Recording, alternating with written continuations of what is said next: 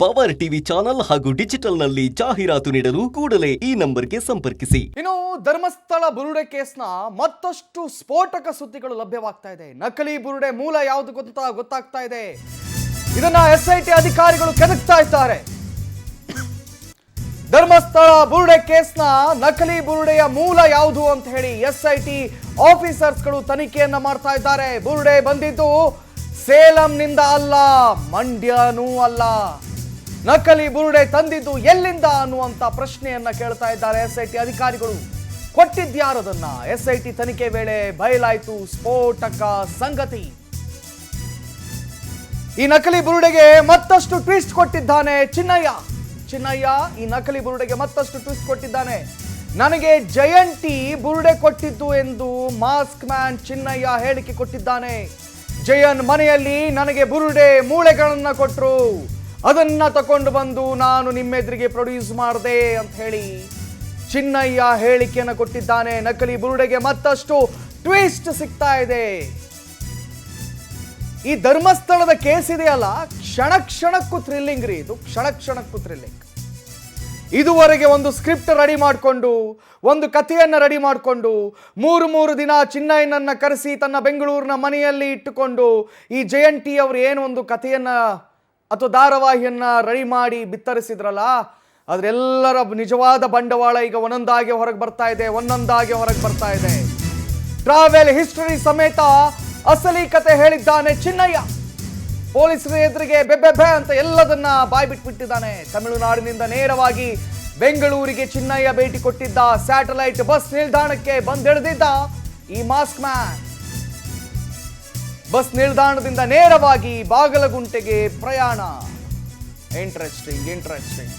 ಬಾಗಲಗುಂಟೆಯಲ್ಲಿರುವ ಜಯಂತಿ ನಿವಾಸಕ್ಕೆ ಚಿನ್ನಯ್ಯ ಭೇಟಿಯನ್ನು ಕೊಟ್ಟಿದ್ದ. ಅಲ್ಲಿ ಕೂತ್ಕೊಂಡು 3 ದಿನ ಸ್ಕ್ರಿಪ್ಟ್ ರೆಡಿ ಮಾಡಿದ್ದ. ಯಾರು ಸ್ಕ್ರಿಪ್ಟ್ ಬರೆದಿದ್ದು? ಜಯಂತಿ. ಮನೆ ಹಾಗೂ ಟೆರೆಸ್ ಮೇಲೆ ಕುಳಿತು ಜಯನ್ ಚಿನ್ನಯ್ಯ ಮಾತುಕತೆಯನ್ನು ನಡೆಸಿದ್ರು.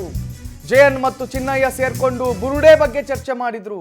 ಹೆಂಗೆ ಬುರುಡೆ ಬಿಡಬೇಕು, ಹೆಂಗೆ ಮಾಧ್ಯಮದವ್ರನ್ನ ಕರೆಸಬೇಕು, ಹೆಂಗೆ ಟರ್ನ್ ಮಾಡಬೇಕು, ಹೆಂಗೆ SIT ಅವರ ಹತ್ರ ಮಾತಾಡಬೇಕು, ಇದೆಲ್ಲದರ ಸ್ಕ್ರಿಪ್ಟನ್ನು ಬೆಂಗಳೂರಲ್ಲಿ 3 ದಿನ ಟೆರೆಸ್ ಮೇಲೆ ಕೂತ್ಕೊಂಡು ಏನು ಮಾಡ್ತಾ ಇದ್ರು ಗೊತ್ತಿಲ್ಲ, ಬಟ್ ಮಾತಾಡ್ತಾ ಇದ್ರು.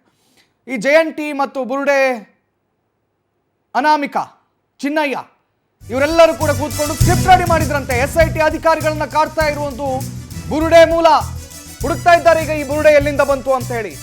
ಬುರುಡೆಯನ್ನ ನಾನು ಕೊಟ್ಟಿಲ್ಲ ಅಂತ ಇದ್ದಾನೆ ಜಯಂತಿ. ಹೀಗಾಗಿ ಅಸಲಿಗೆ ಎಲ್ಲಿಂದ ಈ ಬುರುಡೆ ಬಂತು ಅನ್ನೋದು ಗೊತ್ತಾಗ್ತಾ ಇಲ್ಲ ಯಾರಿಗೆ? SIT ಅಧಿಕಾರಿಗಳಿಗೆ. ತಮಿಳುನಾಡಿನಿಂದ ಚಿನ್ನಯ್ಯ ತಂದಿದ್ದು ಅಂತಿರೋ ಜಯನ್, ಅದ್ರ ಜೊತೆಯಲ್ಲೇ ಬುರುಡೆ ಅನಾಮಿಕಾ ಹೇಳ್ತಾ ಇದ್ದಾನೆ ಚಿನ್ನಯ್ಯ ಇಲ್ಲ ನನಗೆ ಇವರೇ ಕೊಟ್ರು ಅಂತ ಹೇಳಿ. ನೋಡಿ ಯಾಕೆ ಈ ಅನುಮಾನ ಬಂತು ಗೊತ್ತಾ? ಆರಂಭದಲ್ಲಿ ಒಂದು ಬುರುಡೆ ತಗೊಂಡು ಬಂದು ನೋಡಿ, ನಾನು ಹೂತಿಟ್ಟಿದ್ದಂತಹ ಹೆಣವನ್ನ ನಾನು ಅಗೆದು ಈ ಬುರುಡೆಯನ್ನ ತಗೊಂಡು ಬಂದಿದ್ದೀನಿ ಅಂತ ಹೇಳ್ದ. SIT ಅಧಿಕಾರಿಗಳು ಅದನ್ನೇ ನಂಬಿದ್ರು. ಇಷ್ಟು ಸುಲಭದಲ್ಲಿ ಬುರುಡೆಗಳು ಸಿಕ್ಕಿಬಿಡುತ್ತಾ ಅಂತ. ಆಮೇಲೆ ನೋಡಿದ್ರೆ ಎಷ್ಟು ಆಳವನ್ನು ಅಗೆದ್ರು ಕೂಡ ಯಾವ ಬುರುಡೆನೂ ಸಿಗ್ಲಿಲ್ಲ. ಹಾಗಾಗಿ ಈ ಮೊದಲು ತಂದಿಯಲ್ಲಪ್ಪ ಬುರುಡೆ, ಅದು ಎಲ್ಲಿಂದ ಅಂತ ಪ್ರಶ್ನೆಯನ್ನು ಕೇಳ್ತಾ ಇದ್ದಾರೆ. ಇನ್ನು ಈ ಬಗ್ಗೆ ಹೆಚ್ಚಿನ ವಿವರಣೆಯನ್ನು ನೀಡಲಿಕ್ಕೆ ನಮ್ಮ ಹಿರಿಯ ಪ್ರತಿನಿಧಿ ಅರುಣ್ BA ನಮ್ಮ ಜೊತೆ ನೇರ ಸಂಪರ್ಕದಲ್ಲಿದ್ದಾರೆ. ಅರುಣ್ ಸರ್, ಈ ಬುರುಡೆ ಕತೆ ಇದೆಯಲ್ಲ, ಇದು ಸದ್ಯಕ್ಕಂತೂ ಮುಗಿಯಲ್ಲ, ಮತ್ತೆ ಇದು ಟ್ವಿಸ್ಟ್ ಮೇಲೆ ಟ್ವಿಸ್ಟ್ ಸಿಗ್ತಾ ಇದೆ. ಇವರೆಲ್ಲ ಸ್ಕ್ರಿಪ್ಟ್ ಮಾಡಿದ್ರಲ್ಲ, ಒಂದು ಧಾರಾವಾಹಿಯ ರಚನೆಯನ್ನು ಮಾಡಿದ್ರಲ್ಲ, ಅದು ಅವರ ಒಳಗಡೆಯೇ ಬಹುಶಃ ಅಣ್ಣಪ್ಪ ಸ್ವಾಮಿ ಕಂಡುಬಿಟ್ಟಿದ್ದಾನೆ ಅನ್ಸುತ್ತೆ. ಅವರೊಳಗಡೆ ಬಿರುಕು ಬಂದ್ಬಿಟ್ಟಿದೆ, ಅವರೊಳಗಡೆಯೇ ಎಲ್ಲ ಸತ್ಯಗಳನ್ನು ಹೊರಗೆ ಬಿಡ್ತಾ ಇದ್ದಾರೆ. ಏನೇನು ಅಪ್ಡೇಟ್ಸ್ ಬರ್ತಾ ಇದೆ ಅರುಣ್ ಸರ್? ಕಾರ್ತಿಕ್, ಬುರುಡೆ ರಹಸ್ಯ ಅಂತ ಹೇಳ್ತಾ ಇದ್ರಲ್ಲ, ಈಗ ಅದೇ ಬುರುಡೆ ರಹಸ್ಯನೇ ಮತ್ತೆ ಕಗ್ಗಂಟಾಗ್ತಾ ಇರೋವಂಥದ್ದು. ಜಸ್ಟ್ 2 ದಿನದ ಹಿಂದೆ ಇದೇ ಜಯಂತಿ ಅನ್ನುವಂಥ ಆಸಾಮಿ ಅಲ್ಲೋಗಿ ಚಾಮುಂಡೇಶ್ವರಿ ದೇವಸ್ಥಾನದ ಮುಂದೆ 4 ಕಾಯಿ ಹೊಡೆದು ತಾನು ಸತ್ಯವಂತ, ಅಮ್ಮ ತಾಯಿ ಇವ್ರನ್ನ ನೋಡ್ಕೋ ಅಂತೆಲ್ಲ ಹೇಳಿ 4 ಜನರ ಮೇಲೆ ಕಾಯಿ ಹೊಡೆದಿದ್ನಲ್ಲ, ಅದೇ ಜಯನ್ ಈಗ ಈ ಇಡೀ ಬುರುಡೆ ರಹಸ್ಯದ ರೂವಾರಿ ಅನ್ನುವಂಥ ವಿಷಯ ನಿಧಾನವಾಗಿ ಬೆಳಕಿಗೆ ಬರ್ತಾ ಇದೆ. ಬುರುಡೆ ರಹಸ್ಯ ಬಹಿರಂಗ ಆಗ್ತಾ ಇದೆ.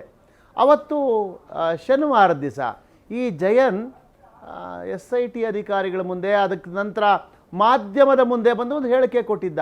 ಜ್ಞಾಪಕ ಇರಬೇಕು, ಮೊದಲನೇ ದಿವಸ ಚಿನ್ನಯ್ಯ ಒಂದು ತಲೆ ಬುರುಡೆಯನ್ನು ತಗೊಂಬಂದಿದ್ನಲ್ಲ, ಆ ತಲೆ ಬುರುಡೆಯನ್ನು ಚಿನ್ನಯ್ಯನ ಕೊಟ್ಟಿದ್ದು ನಾನು ಅಲ್ವೇ ಅಲ್ಲ. ಚಿನ್ನಯ್ಯನೇ ಅವನ ಬ್ಯಾಗ್ ಒಳಗೆ ಇಟ್ಕೊಂಬಂದಿದ್ದ, ಎಲ್ಲಿಂದಲೋ ಬಂದಿದ್ದು. ಅದನ್ನು ತಗೊಂಡು ಏನು ಮಾಡಬೇಕು, ಅಥವಾ ಬೆಂಗಳೂರಿಂದ ದೆಹಲಿಗೆ ಹೋಗಿ ಇನ್ಯಾರೋ ಸ್ವಾಮಿಗಳನ್ನ ಭೇಟಿ ಮಾಡಿ, ಇನ್ಯಾರನ್ನೋ ಅಲ್ಲ ಭೇಟಿ ಮಾಡಿ ವಾಪಸ್ ಬರೋದಕ್ಕೆ, ಜೊತೆಗೆ ಅವ್ರಿಗೆ ವಕೀಲರ ನೆರವು ಸಿಗೋದಕ್ಕಷ್ಟೇ ನಾನು ಸಹಾಯ ಮಾಡಿದ್ದು. ಬುರುಡೆ ಯಾವುದು, ಯಾರು ಬುರುಡೆ ಬಿಡ್ತಾ ಇದ್ದಾರೆ ನನಗೆ ಗೊತ್ತೇ ಇಲ್ಲ ಅಂತೇಳಿ ಬುರುಡೆ ಬಿಟ್ಟಿದ್ದ ಜಯಂತಿ. ಈಗ ಚಿನ್ನಯ್ಯ ಆ ಬುರುಡೆ ಯಾರು ಕೊಟ್ಟಿದ್ರು ಅನ್ನೋದನ್ನ SIT ಟೀಮ್ ಮುಂದೆ ಸ್ಪಷ್ಟವಾಗಿ ಬಾಯ್ಬಿಟ್ಟಿದ್ದಾನೆ. ಈ ಚಿನ್ನಯ್ಯ ಧರ್ಮಸ್ಥಳದಿಂದ ಮಂಡ್ಯಗೆ ಹೋದ, ಮಂಡ್ಯದಿಂದ ಕೊಯಮತ್ತೂರ್ಗೋ ಎಲ್ಲೋ ಓಡ್ ಹೋಗಿದ್ದ, ನಂತರ ಕೊಯಮತ್ತೂರಿಂದ ಅವನು ನಂತರ ವಾಪಸ್ ಬಂದಲ್ಲ. ಆ ಮರುಪ್ರಯಾಣ ಇದೆಯಲ್ಲ, ಆ ಮರುಪ್ರಯಾಣದ ಸಂಪೂರ್ಣ ಟ್ರಾವೆಲ್ ಹಿಸ್ಟ್ರಿನ ಈಗ SIT ಮುಂದೆ ಬಾಯ್ಬಿಟ್ಟಿಯಾನೆ. ಕೊಯಮತ್ತೂರು ಅಥವಾ ತಮಿಳ್ನಾಡಿಂದ ಬಂದಂಥ ಚಿನ್ನಯ್ಯ ಬೆಂಗಳೂರಿಗೆ ಬರ್ತಾನೆ, ಸ್ಯಾಟಲೈಟ್ ಟೌನ್ ಬಸ್ ಸ್ಟಾಪ್ ಏನಿದೆ ಆ ಬಸ್ ಸ್ಟಾಪಲ್ಲಿ ಇಳ್ಕೊಳ್ತಾನೆ. ಅಲ್ಲಿಂದ ಸೀದಾ ಅವನು ಬರೋದು ಬಗಲ್ಗುಂಟೆಲೇ ಅಲ್ವಾ ಈ ಜಯಂತಿ ಅವರ ಮನೆ ಇರೋದು. ಅವ್ರ ಮಗಳೆಲ್ಲ ಅಲ್ಲಿದ್ದಾರಂತೆ, ಆತ ಧರ್ಮಸ್ಥಳದ ಹತ್ರ ಇದ್ದಾನಂತೆ, ಇಲ್ಲಿ ಅವನು ಆಯಿಲ್ ವ್ಯಾಪಾರ ಮಾಡ್ತಿದ್ದಂತೆ, ಎಕ್ಸೆಟ್ರಾ. ಮೊನ್ನೆ ಅದೇ ಮನೆಗೆ ಚಿನ್ನಯ್ಯನ SIT ಅಧಿಕಾರಿಗಳು ಕರ್ಕೊಂಬಂದು ಮಹಜರ್ ಮಾಡಿಸಿದ್ರಲ್ವಾ, ಇದೇ ಮನೆಗೆ ಬರ್ತಾನೆ ಚಿನ್ನಯ್ಯ. 3 ದಿವಸ ಅಲ್ಲೇ ಉಳ್ಕೊಂಡಿರ್ತಾನೆ. ಈ ಸಂದರ್ಭದಲ್ಲೇ ತನಗೆ ಬುರುಡೆ ಕೊಟ್ಟಿದ್ದು ಜಯನ್ ಅನ್ನುವಂಥ ಸತ್ಯವನ್ನ ಈಗ ಚಿನ್ನಯ್ಯ SIT ಅಧಿಕಾರಿಗಳ ಮುಂದೆ ಬಾಯ್ಬಿಟ್ಟಿಯಾನೆ. ಜೊತೆಗೆ ಈ ಬುರುಡೆ ಕತೆ ಏನು ಹೇಳಬೇಕು ಅನ್ನೋದನ್ನ ಸಂಪೂರ್ಣ ಟ್ರೈನಿಂಗ್ ಕೊಟ್ಟಿದ್ದು ಕೂಡ ಜಯನ್ ಅಂತಲೇ ಈಗ ಚಿನ್ನಯ್ಯ ಬಾಯ್ಬಿಟ್ಟಿರುವಂಥದ್ದು. ಇದರ ರಹಸ್ಯ ಇನ್ನೂ ಅಷ್ಟು ಬರಬೇಕಾಗಿದೆ. ಇದಕ್ಕೆ ಪ್ರತಿಯಾಗಿ ಜಯನ್ ಏನು ಹೇಳ್ತಾನೆ ಅಥವಾ ಅವನ ಗ್ಯಾಂಗ್ ಏನು ಹೇಳುತ್ತೆ, ಆ ಬುರುಡೆಯ ಅಸಲಿ ಮೂಲ ಯಾವುದು ಹುಡುಕಾಡಬೇಕಾಗುತ್ತೆ. Yes Karthik. Thank you Arun sir ತಮ್ಮೆಲ್ಲ ಮಾಹಿತಿಗಳಿಗಾಗಿ.